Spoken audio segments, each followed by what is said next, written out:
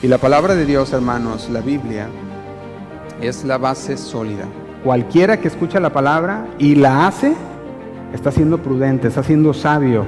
Tenemos una fe basada en nuestra lógica o en nuestros razonamientos humanos, vamos a estar así como los saduceos, errando por ignorar. No necesitamos nuevas revelaciones, ni mucho menos reemplazar la sabiduría bíblica con sabiduría humana, sino que buscamos la palabra de Dios porque los pensamientos de Dios son más altos que nuestros pensamientos, ¿sí o no? Y nosotros tenemos una convicción firme como iglesia Casa de Oración Fresno, y la convicción es de que la palabra de Dios es nuestra única regla, toda suficiente de fe y de conducta, porque en ella encontramos todo lo que necesitamos para nuestra vida diaria y para la fe.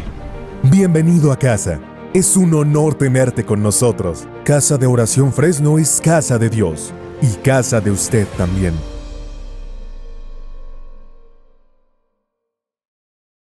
Y bueno, pues vamos a entrar en la palabra, hermanos. El Señor ha puesto en mi corazón hablar sobre un tema que le he puesto Eunice, una fe auténtica. Si usted es de los que anota, le puede poner Eunice, una fe auténtica. Y yo creo que la palabra de Dios nos habla acerca de una mamá. Esta es Eunice, la cual el apóstol Pablo hace mención, y cuando usted mira, solo la hace mención una sola vez. En toda la Biblia se puede encontrar una sola vez esta mujer Eunice, pero aún así, aunque solamente se menciona una sola vez directamente, hay otras maneras en que se menciona indirecta. Se puede decir, son otras dos más que se mencionan indirectamente, pero podemos ver que esta mujer tenía una fe auténtica. Era una mujer de fe, y se puede ver no en lo que la Biblia nos enseña de ella, sino en el legado que dejó. Y ahí está lo interesante, porque quizás algunos dijeran, oye, pues ¿qué aprendemos de Eunice? Porque si la palabra nomás solamente nos habla de ella una sola vez y es una sola mención. Sin embargo, tenemos dos cartas escritas dirigidas hacia su hijo, que es Timoteo. Y en Timoteo podemos encontrar aquella fe que fue inculcada, que fue enseñada por no solamente el apóstol Pablo, pero por su mamá. Y no solamente su mamá, sino también ¿quién? La abuela. Fíjate, ¿verdad? Qué interesante. En segunda carta de Timoteo, si lo tiene ahí en su Biblia, capítulo 1, versículo 3, lo vamos a leer a partir de ahí.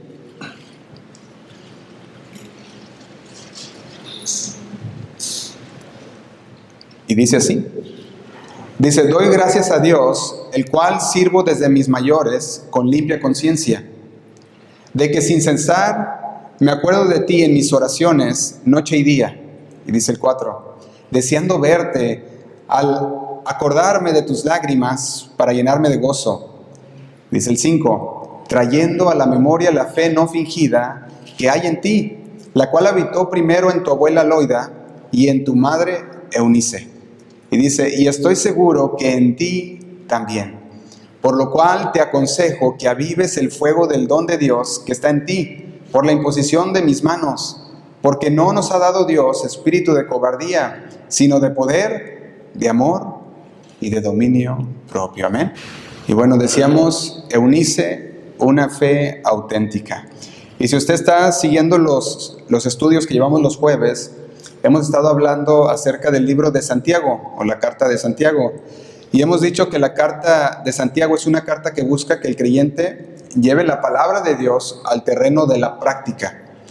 Dios no busca que seamos creyentes de palabra solamente, sino que seamos creyentes auténticos, que tengamos una fe auténtica, donde la fe se refleje en los hechos, se refleje en nuestra vida práctica, en el día a día.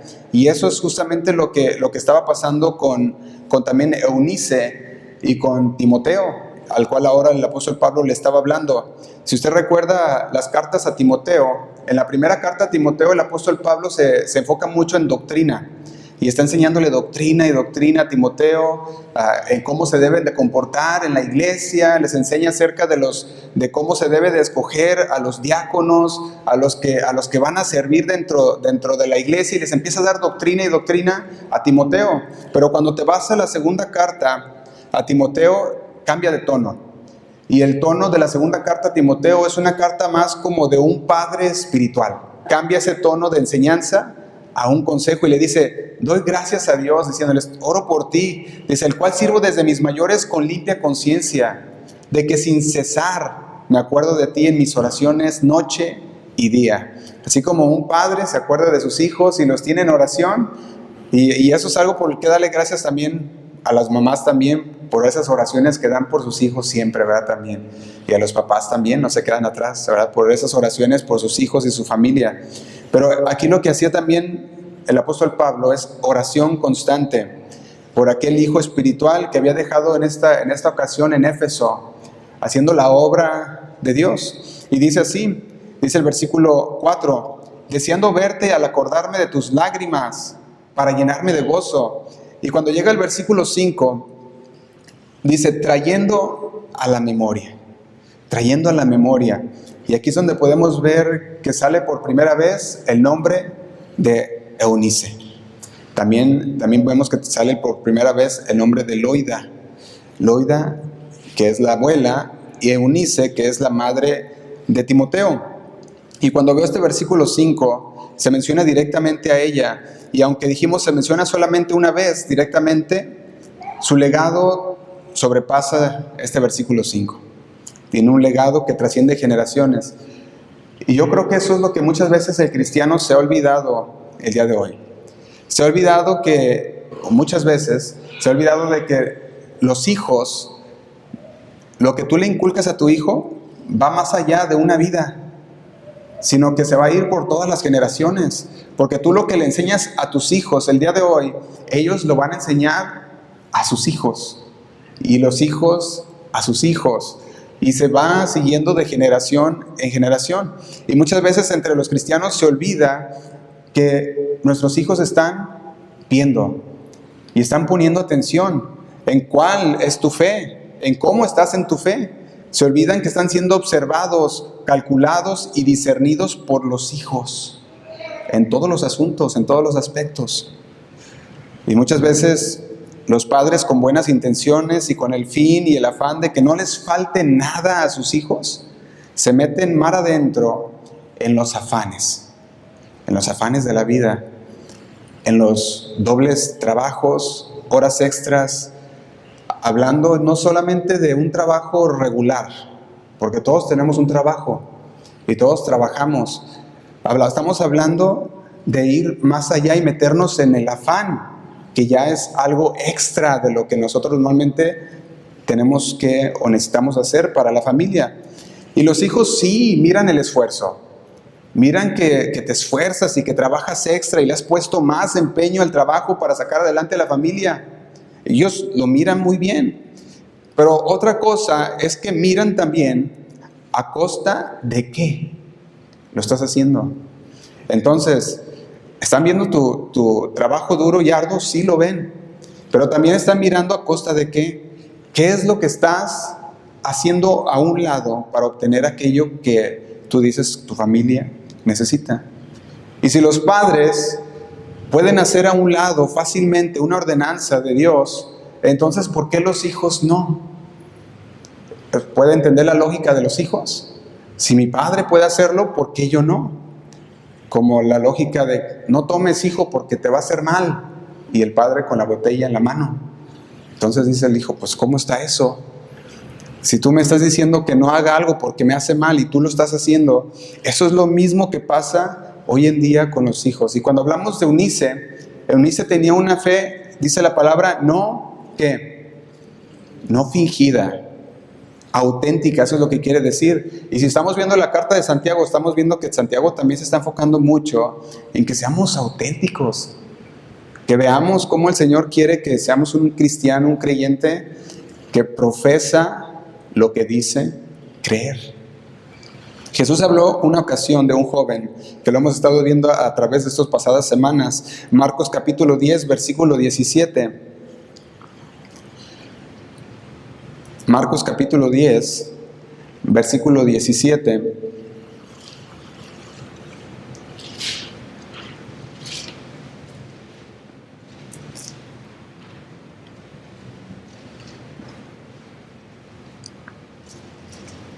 Y dice de la siguiente manera.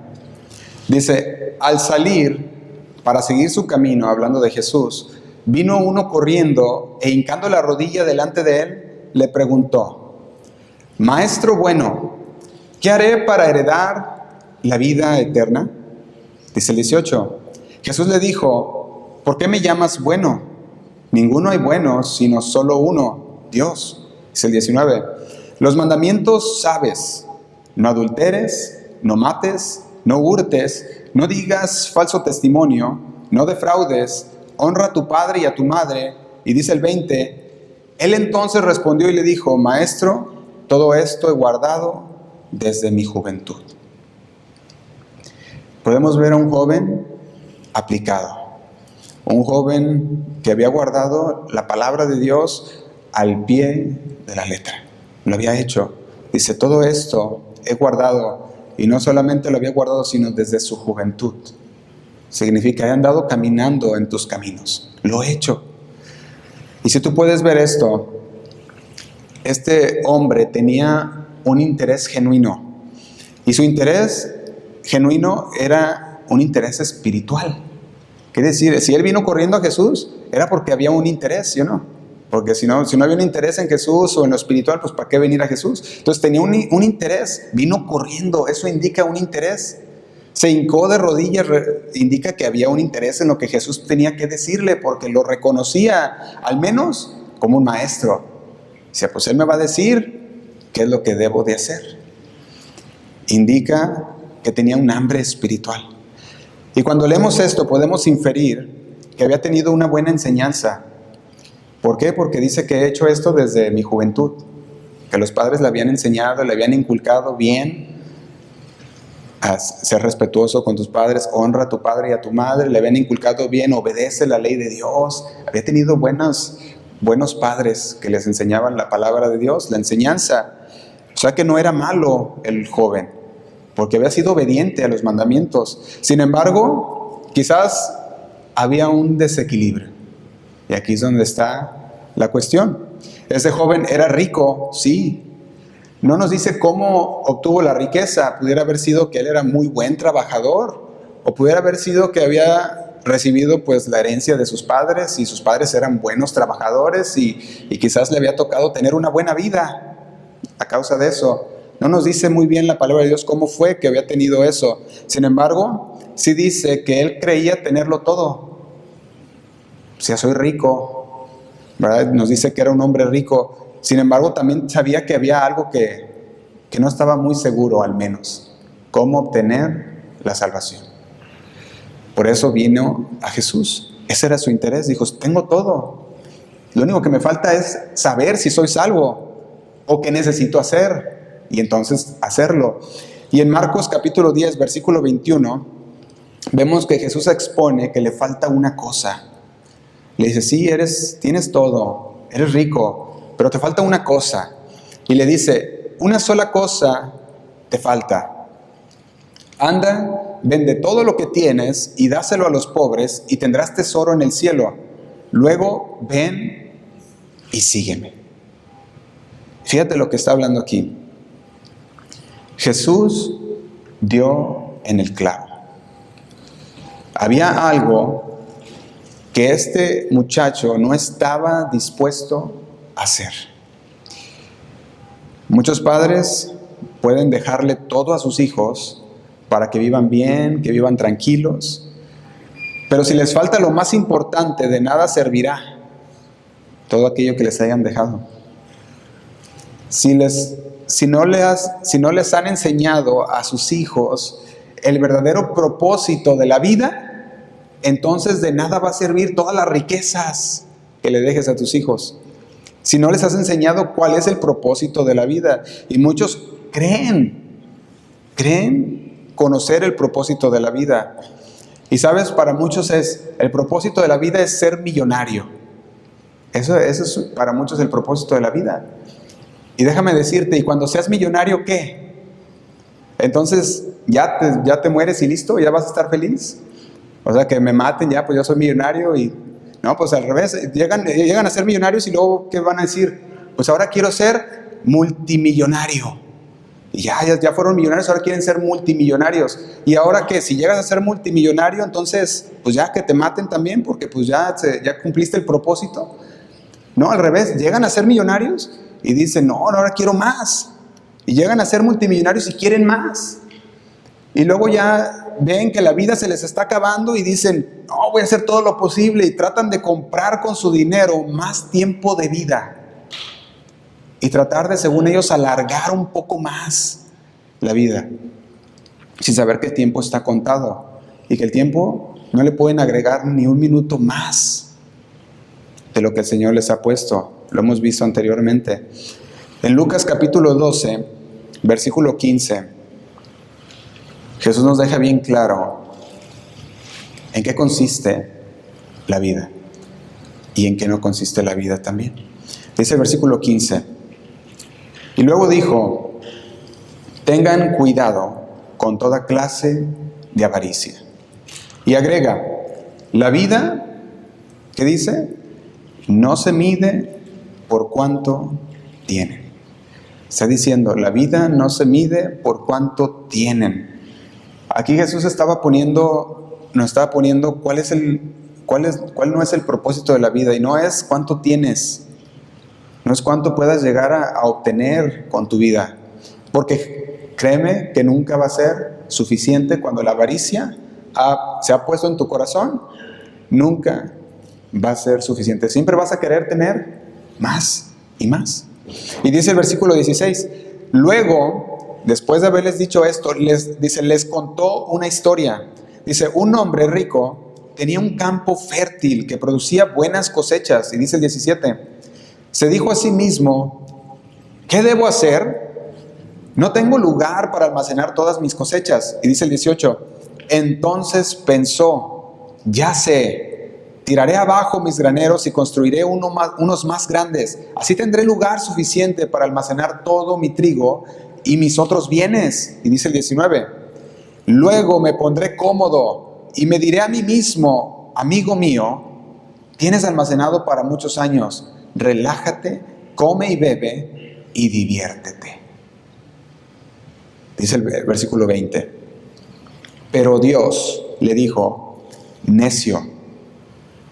¿Qué le dijo? Le dijo, vas a morir esta misma noche. ¿Y quién se quedará con todo aquello por lo que has trabajado? Ahí venía el afán. Dice el 21, así es el que almacena riquezas terrenales, pero no es rico en su relación con Dios. Dice, es un necio. Y necio significa terquedad. Y según la palabra de Dios, el necio se enreda en sus trabajos o empresas bajo la bandera de dar un mejor futuro para su familia. Hace a un lado a Dios, hace a un lado el amor, hace a un lado la fe y el servicio. Y cuando llega el momento de partir, pueden dejar una gran riqueza, porque la acumularon buena riqueza y le dejan una buena vida a su familia. Eso no hay duda. Dicen, aquí está, familia, te dejo un buen dinero, una buena riqueza, como el joven rico. El joven rico, ¿qué tenía? Pues era rico, tenía todo. O sea que no se niega que puedan acumular una riqueza y que puedan dejar en verdad una buena riqueza a sus hijos. Lo pueden hacer. Pero ¿qué hay del legado espiritual? ¿Qué pasó en esa área? Pudo haberse dejado esa riqueza buena para su familia, pero el legado de hacer a un lado a Dios por las cosas materiales, ¿sabes qué va a pasar? Continuará. ¿Cómo lo fue? ¿Con quién? Con el joven rico. Continuaba el legado. No pudo seguir al Señor porque había algo que le estorbaba. Y yo te pregunto, ¿qué legado estás dejando a tus hijos? ¿Qué legado le estás dejando a tus hijos? ¿Estás dejando el legado del mundo que se enfoca en las posesiones materiales? en los logros temporales? ¿O le estás dejando el legado espiritual que se centra en la sabiduría de Dios, no en la sabiduría humana, en la sabiduría de Dios y los valores que trascienden una vida terrenal? Porque cuando empezamos a entender un poco lo que significa eternidad, así nomás entenderlo un poco, el significado de eternidad, que es un tiempo infinito, entonces la vida se te va a hacer tan pequeña. Así que, ¿qué legado le estás dejando a tu familia? ¿Qué valores son los que van a trascender de generación a generación? Porque el valor que tú le pongas el día de hoy a tu familia, que tú le inculques a tu familia y a tus hijos, es lo que va a trascender a los hijos y a la siguiente generación y a la siguiente generación. Eso es lo que trasciende. Y no solamente trasciende en la vida terrenal, sino que se va hasta la eterna. Y quizás tú digas, pues mis hijos ya están grandes. Pues déjame decirte, no importa la edad. No importa la edad. Tus hijos pueden estar grandes, pueden ser adultos o ancianos quizás. Todavía estás escribiendo, si sigues vivo, todavía estás escribiendo y imprimiendo el legado que le vas a dejar. Todavía no ha pasado. Sigues haciéndolo. Y cuando hablamos de Eunice, estamos hablando de una mujer que dejó un legado espiritual. Y el hablar del legado espiritual, estamos hablando de aquellos valores. Estamos hablando de la fe, creencias, principios, enseñanzas espirituales. De eso es lo que estamos hablando. Eunice estaba impartiendo el conocimiento que había recibido de su madre. ¿Lo había recibido? Y ahora se lo estaba pasando a su hijo Timoteo. ¿Y sabe cuál fue ese legado de esta mujer Eunice que transmitía ahora a Timoteo? El legado era una fe, ¿qué? No fingida.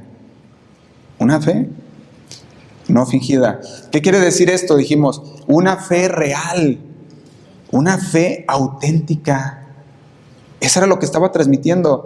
Dice así el versículo 5 de 2 Timoteo 1. 2 de Timoteo capítulo 1, versículo 5. Dice así. Dice, trayendo a la memoria la fe no fingida que hay en ti, la cual habitó primero en tu abuela Loida y en tu madre Eunice. Y luego le dice, y estoy seguro, Timoteo, que en ti también. Si tú cuentas estas generaciones, estamos hablando de la tercera generación. Empezó con la abuela Loida, después se transmitió a Eunice, y Eunice ahora lo estaba transmitiendo a Timoteo. 3 generaciones de una fe auténtica. Una fe auténtica que había impactado, que estaba dejando huella. Y una fe auténtica, estamos hablando de una fe sin hipocresía. Estamos hablando de una fe sin pretensión. Esa es una fe que se demuestra a través de la conducta. ¿A través de qué? Del testimonio.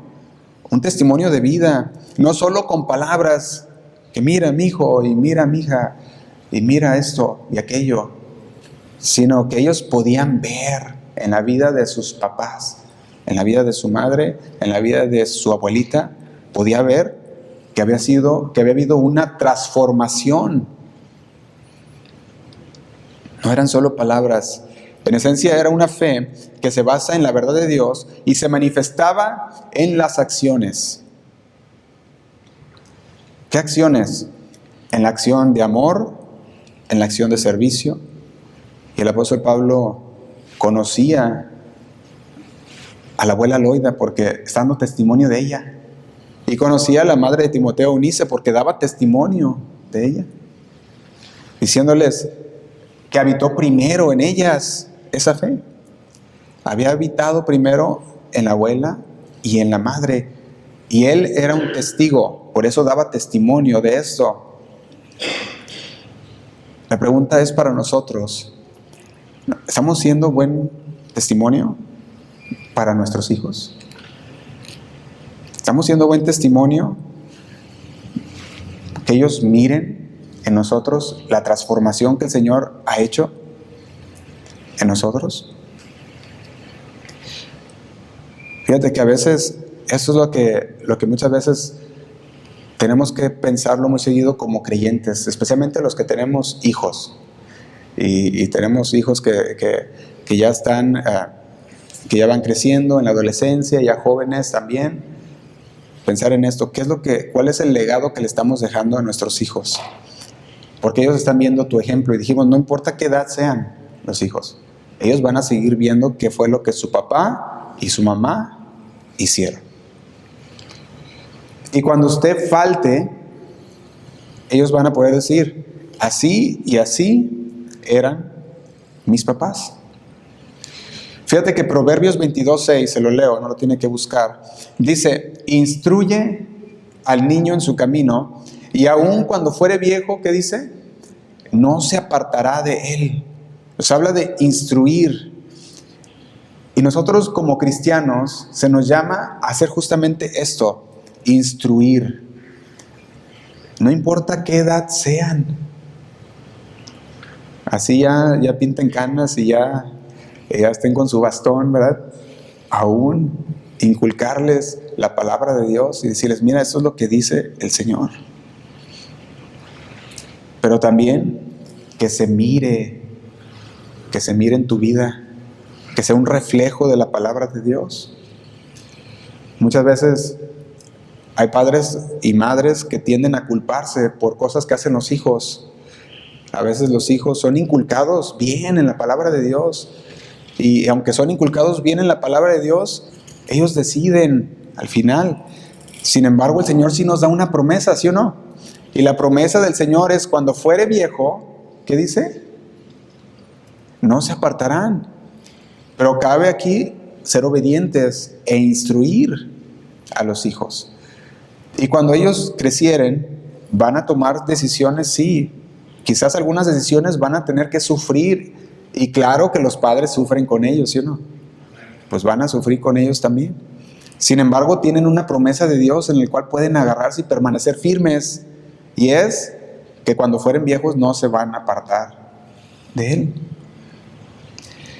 Pero aquí cabe también entender que cuando llegue ese momento no significa que vas a parar de comunicarles la palabra de Dios. Ni de estorbarles, ni de estarles diciendo o de estarles enseñando con tu ejemplo. Deben de ver que una fe auténtica. Que tus palabras están ahí donde, en tu corazón igual. No solamente en tu boca, en tu corazón. Que así como dices que ellos obedezcan a Dios, también tú obedeces a Dios. Pablo le decía a Timoteo, trayendo a la memoria la fe no fingida que hay en ti, la cual habitó primero en tu abuela Loida. Y aquí cuando habla de una fe no fingida, dijimos, está hablando de una fe auténtica. Y decíamos, si hay algo que se está perdiendo mucho en los cristianos en este siglo XXI, es esa misma autenticidad. Hoy hay una carencia de cristianos auténticos. Esto puede atribuirse a muchas circunstancias, muchas razones, pero hay una que sobresalta sobre todas, y es la falta de compromiso. Ese es el más grande enemigo que vivimos en nuestros tiempos de hoy. La falta de compromiso con Dios. Y el ejemplo más claro es cuando ellos miran que podemos hablar mucho de Dios, pero que no se está reflejando en nuestros hechos la palabra de Dios. Ese es el ejemplo más claro de una falta de compromiso. Porque muchas veces pudieras decir, estoy dispuesto a morir, si es preciso, por causa de Cristo. Pero pasan unas horas después de la reunión y del servicio, y parece como que se olvida todo aquel fuego que sentiste de la palabra de Dios que te habló, y otra vez se vuelve a las mismas. Se vuelve a la vida carente de un compromiso con Dios. Se olvida quién es el que ocupa el primer lugar.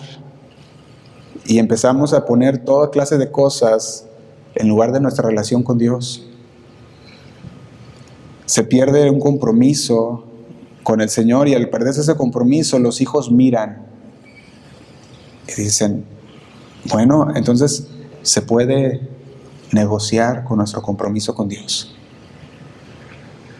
Y hay una creciente tendencia en priorizar lo que llamamos hoy la apariencia religiosa sobre la transformación que debe de ocurrir en el interior. Y que nomás se mire, dicen muchos, poniendo una apariencia de religiosidad, siendo parte de una iglesia, sí, pero se vive en pecado. Son parte de una iglesia, sí, pero no leen sus Biblias. Son parte de una iglesia, sí, pero sus vidas no demuestran la actitud de un creyente. Es una vida de apariencia. Y Loida dice aquí que en ella habitó algo muy especial, y era una fe auténtica. Una fe que no era de apariencias, era una fe que Pablo menciona, habitaba en ella. Y cuando usted mira esta palabra habitar, está hablando de que una persona que habita en algún lugar es una persona que vive en ese lugar, que duerme en ese lugar, que convive, que come en ese mismo lugar. Habitar está hablando de todas estas cosas. Y cuando estamos hablando de que Loida habitó en ella primero esta fe auténtica, estamos hablando que ella vivía por fe. Y eso mismo es lo que le había transmitido también a Eunice. La vida no es por lo que vemos, no vivimos por vista, no andamos por la vista. Le decía, andamos por fe. Y eso se iba transmitiendo de Loida a Eunice. Había habitado en ambas y ahora estaba siendo dada a Timoteo. Y esta es la fe que importa, porque esta es la fe que trasciende, esta es la fe que cambia, esta es la fe que salva.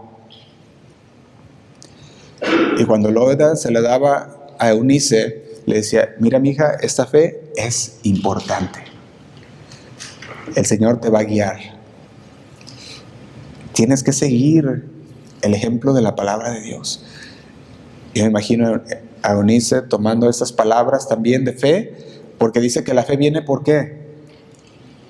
Por el oír. ¿Y el oír qué? La palabra. Entonces se inculcaba la fe por medio de las palabras. Y la fe, ella veía esa fe en acción por medio de las acciones de su abuela y de su mamá. La pregunta para nosotros, ¿estamos transmitiendo a nuestros hijos esta fe auténtica? Esta fe no fingida, real, como la fe de Eunice. Una fe que no solamente se transmite por palabras, porque también se ocupan las palabras, pero que no solamente se transmite por palabras, sino que ellos miran en nosotros con los hechos, que de veras estamos haciendo lo que decimos. Porque créanme que nuestros hijos, mejor que nadie, saben si somos sinceros o no. Ellos saben. Ellos saben mejor que nadie. Ellos pueden ver, es más, no solamente a los padres, sino pueden ver más allá aún. Porque un niño, dicen que mira de abajo para arriba, ¿verdad? Y siempre está viendo todo. Y quizás el adulto nomás mira así a los que están a su distancia o a su nivel, ¿verdad? Y está volteando a los ojos de las personas. Pero los niños muchas veces los pasan desapercibidos, los adultos. Y ahí están. Y dicen, ellos piensan, como no tienen al adulto que lo está viendo para decirle algo, piensan, el niño pues no importa. Y el niño está oyendo y está viendo todo. Y está guardando todo en su corazón. Y ellos saben bien si usted es sincero o no. Si su fe en verdad es sincera o no. Ellos lo saben bien. Si usted le dice a sus hijos, lee la Biblia, lee la palabra, y usted no la lee, ellos van a saber, van a decir, a ver, ¿cómo está eso? Si usted le está diciendo a sus hijos que obedezcan al Señor y usted no lo obedece, pues van a decir, a ver, ¿cómo está eso? Ellos saben si cuando usted viene y está alabando al Señor y levanta sus manos, ellos saben si su levantar de manos es sincero o no. Ellos lo saben bien. Ellos saben si usted solamente está pretendiendo porque en casa dijo esto y dijo aquello. Y ellos dijeron, pues ¿cómo está eso? Yo oí a mi mamá, yo oí a mi papá, pueden decir que dijo esto y míralo ahorita alabando al Señor. Y ahí es donde vienen muchos hijos y dicen, no, discúlpame Josué, pero yo no puedo hacer eso. Yo no puedo levantar mis manos porque yo veo a mis padres hacer esto y el otro y vienen y levantan las manos como si nada hubiera pasado. Y vienen pero allá salen aquí las 2 horas que están santos de pie a cabeza, pero cuando salen allá afuera es otra cosa. ¿Te imaginas? Y fíjate que cuando yo leo el Salmo 100, versículo 3, yo se lo leo si quiere, lo puede anotar. Muchas veces se malinterpreta y dicen algunas personas que ya no puedo alabar al Señor, porque si yo alabo al Señor y levanto mis manos al Señor, entonces estoy siendo un hipócrita. Dicen ellos, ¿por qué no siento? Y como no siento levantar mis manos, pues si las levanto, pues no voy a ser auténtico. Y ahí no es así, no va la cosa, ¿verdad?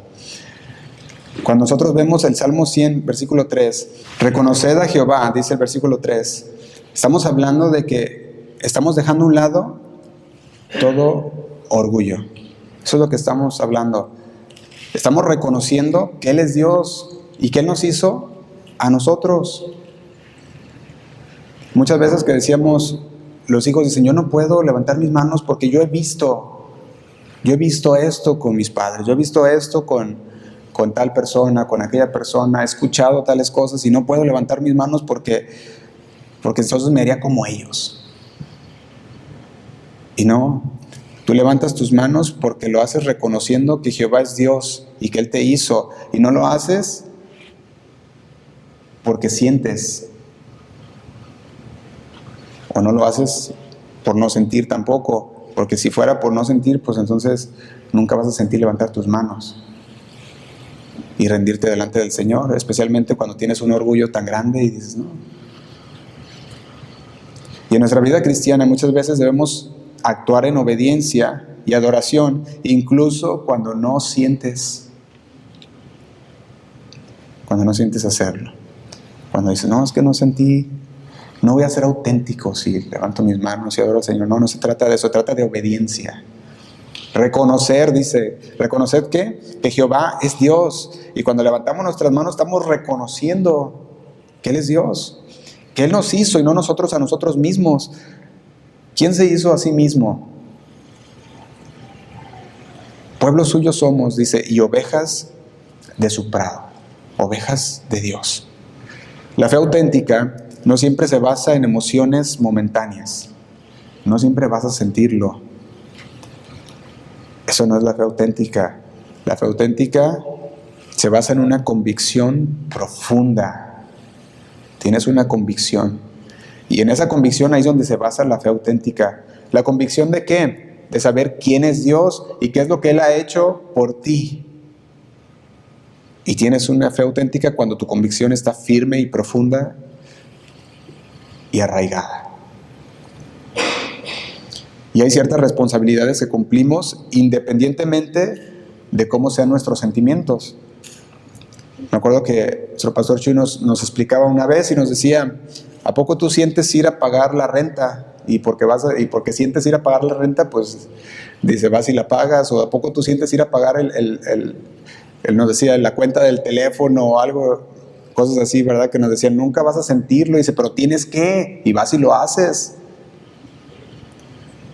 Y la nadie va porque siente a pagar corriendo o más el de la electricidad, ¿verdad? Porque ahorita ya está que nadie siente ir a hacerlo. Sin embargo, hay ciertas responsabilidades que cumplimos independientemente de nuestros sentimientos. Y una de esas es reconocer que Él es Dios. Él nos hizo y no nosotros a nosotros mismos.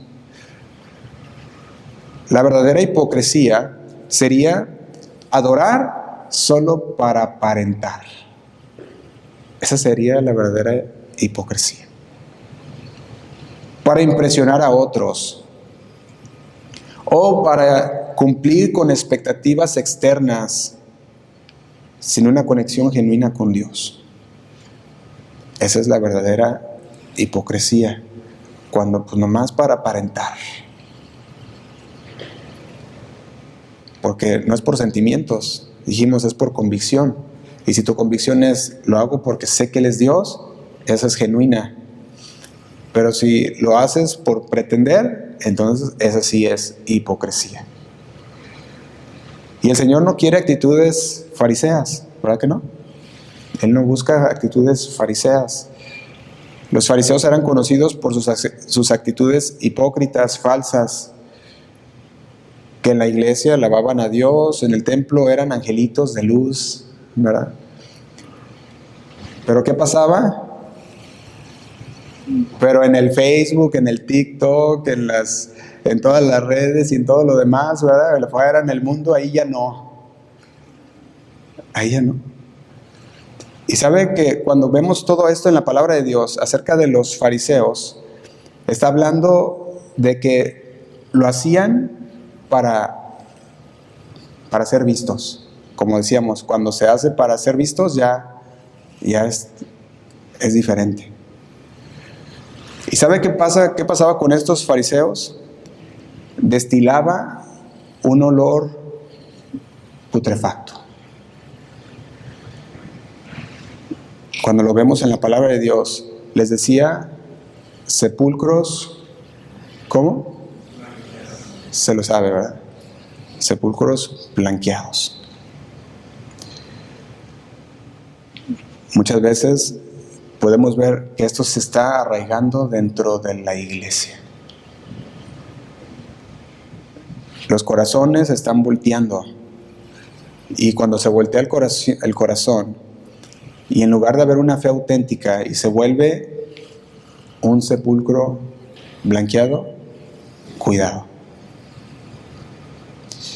Dentro de la iglesia podemos ver que está pasando lo que pasaba con los mismos fariseos en Mateo 23:31. Mateo 23:31, se lo vale la Nueva Traducción Viviente.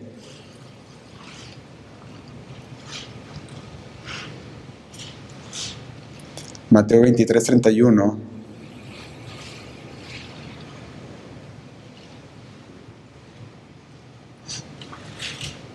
Dice así. Dice, así que al decir eso, dan testimonio en contra de ustedes mismos. Fíjate que estas palabras las está hablando nuestro Señor Jesús. Se le estaba hablando a aquellos fariseos que decían, no, si nosotros estuviéramos vivos cuando mataban a aquellos profetas de Dios, nosotros no lo haríamos, decían ellos. No lo hubiéramos hecho.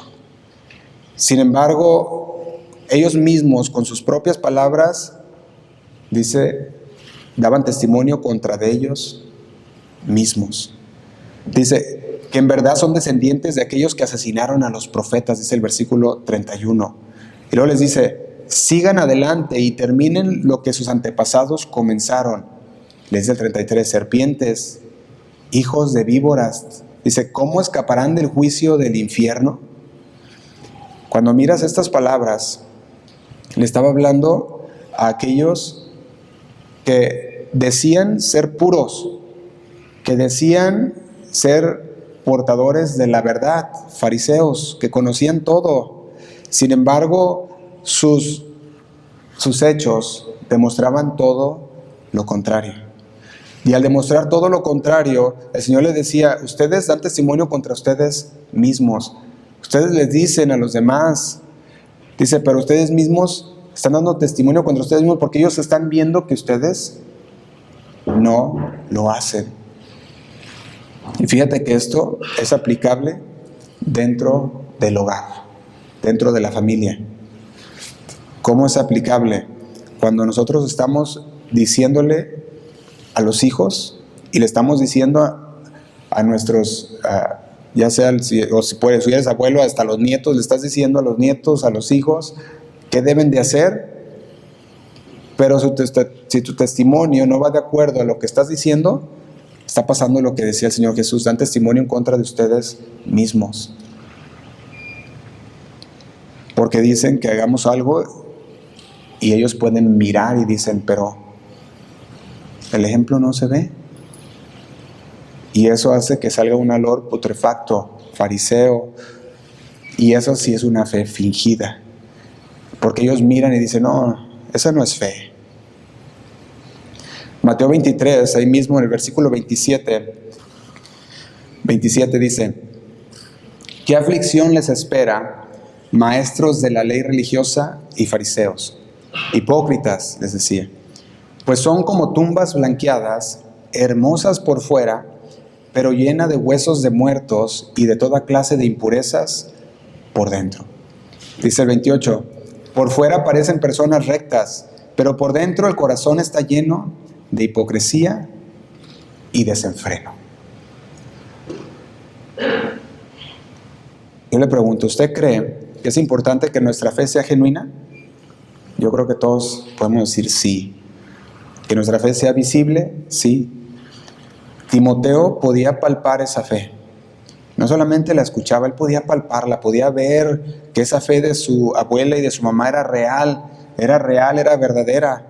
No eran mentiras, no era una fe fingida, no era una fe farisea.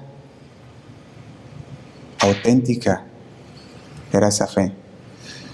Y Eunice, dijimos, es la madre de Timoteo. Y el apóstol Pablo, cuando tú miras que empieza a escribir a este joven Timoteo, estaba dando ese testimonio de que él conocía esa fe, tanto de su madre como de su abuela. Y yo te pregunto, ¿ellos pueden los demás ser testigos, dar testimonio de que tu fe es sincera y verdadera? ¿Pueden los demás verlo también, así como Pablo veía en la abuela y en la madre de Timoteo? ¿Pueden los demás verlo en ti y decir, esta persona es sincera en su fe, es genuina en su fe? Y si no, pues entonces todavía hay tiempo de amendar, todavía hay tiempo de hacer cambios, de transformar esa fe. Recuerda que cuando Pablo lo estaba escribiendo a Timoteo, Timoteo estaba pasando por un tiempo difícil, porque no solamente se le había inculcado la fe a través de su abuela y de su mamá, pero también había sido un discípulo de Pablo, y Pablo le había inculcado también la enseñanza. Y ahora que estaba en Éfeso, estaba siendo, en esa juventud, estaba siendo pastor de una iglesia en Éfeso, y le está diciendo, tienes que cobrar ánimo, tienes que no tengas miedo, sé valiente, el Señor no te ha dado un espíritu de temor ni de cobardía. O le estaba diciendo, demuestra tu fe, que sea una fe auténtica, para que ellos puedan también conocer y seas ejemplo de la iglesia. El Señor nos pide que seamos ejemplo, no solamente a las mamás, a todos, que seamos un buen ejemplo del Señor. Y el Señor pide que nosotros de veras tengamos una fe auténtica, que no andemos con juegos, que no andemos con caretas, sino que de veras se pueda ver que la fe es genuina, que se pueda tocar como lo tocaba ya Timoteo y pueda ver esa fe genuina de su madre y de su abuela. ¿Cómo vamos a poder nosotros a llegar a ser con una fe genuina si nosotros no ponemos nuestras vidas rendidas delante del Señor completamente? ¿Cómo ellos van a poder llegar a hacer lo mismo si dicen, no, pues mamá y papá, pues dicen, ¿cómo lo van a hacer? Yo creo que el Señor nos está llamando el día de hoy. El Señor nos llama a que cuidemos el testimonio, que guardemos la fe. Tenemos que cuidar el testimonio no solamente dentro de la iglesia, pero fuera de la iglesia, estando entre la familia, con los hermanos, con la gente del trabajo. El testimonio se tiene que ver que es una fe genuina, que no es una fe fingida, porque créeme Todos los ojos están sobre cada uno de nosotros, y más cuando ellos saben que eres creyente. Más. Especialmente tu familia y tus hijos. Están viendo. Amén. Les invito a que se pongan de pie, hermanos, y vamos a hacer una oración. El Señor nos llama a vivir una fe auténtica que se refleje en nuestra vida diaria. Y la palabra de Dios, hermanos, la Biblia, es la base sólida. Cualquiera que escucha la palabra y la hace, está siendo prudente, está siendo sabio.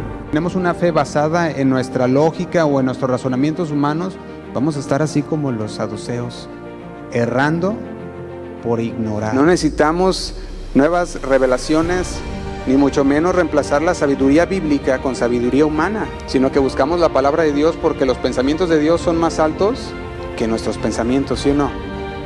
Y nosotros tenemos una convicción firme como iglesia Casa de Oración Fresno, y la convicción es de que la palabra de Dios es nuestra única regla, toda suficiente de fe y de conducta, porque en ella encontramos todo lo que necesitamos para nuestra vida diaria y para la fe. Bienvenido a casa. Es un honor tenerte con nosotros. Casa de Oración Fresno es casa de Dios y casa de usted también.